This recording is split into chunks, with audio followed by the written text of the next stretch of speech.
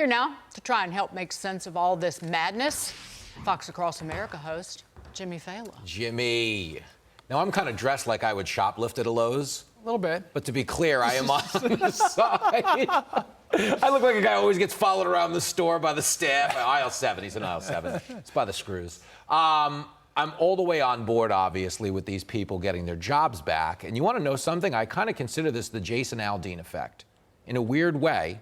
You know, because the public has openly declared in the past week and a half that we can't just sit around and tolerate the societal decline where we have more empathy for criminals than stores or employees.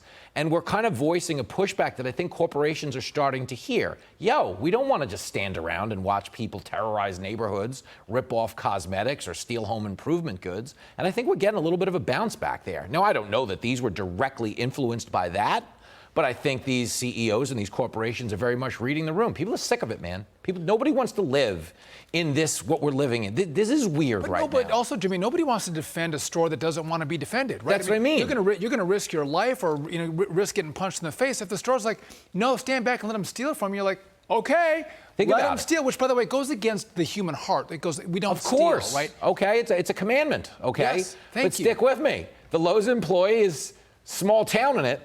Lowe's was trying to pull the other thing. No, you know what, the criminal, it's not nice to call that out. No, you know what's not nice? Punching an employee in the face. Like, how is this a debate? Do you realize 5 years ago, try that in a small town would have been called try that anywhere in America. And we all would have been like, you're dang right.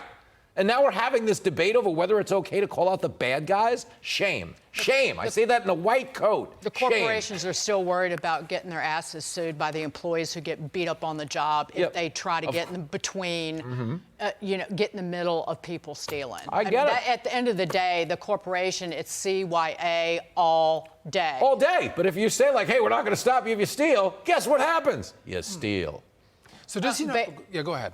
No, you go. Elon Musk killing the bird, changing the name of Twitter to X. Musk saying the Twitter name made sense when it was just 140 characters, messages going back and forth, birds tweeting, but now you can post almost anything, including several hours of video. In the months to come, we will add comprehensive communications and the ability to conduct your entire financial world. The Twitter name does not make sense in that context, so we must bid adieu to the bird. So X goes back to 98, 99. It was before he even bought PayPal. Can we show the photo of what Elon Musk looked like back with Peter Thiel back in 99?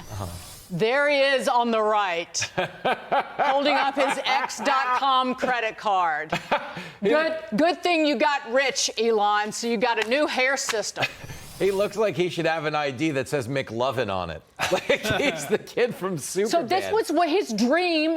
He's been hanging on to this dream, this and now whole time. he's.